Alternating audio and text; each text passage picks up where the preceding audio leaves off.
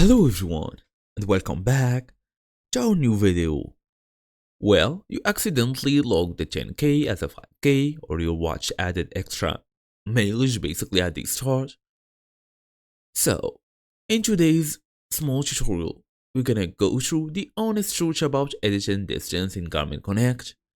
So basically, we're gonna go through how to edit the activity distance in Garmin Connect in 2026. Fast and easy as usual. Let's get started.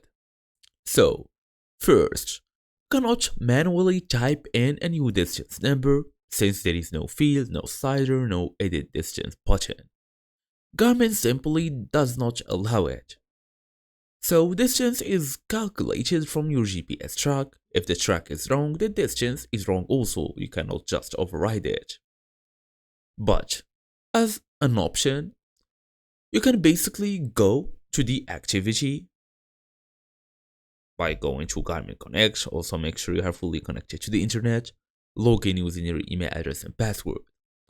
So basically, you're gonna go ahead, tap the three dots, tap Edit Activity, then tap Trim. Drag the start and end handles to cut off the GPS glitches.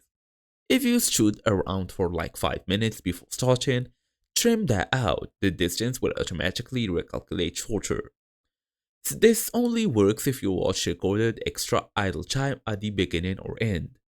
You can basically also just delete that one and re-add it manually. If the entire distance is wrong, not just a trim issue, you have one move. Delete the whole activity, like entirely, then manually add a new one with the correct distance using the plus icon. It is not ideal, but it's the only way. And that's it, so thank you all for watching, and I'll see you all in the next video.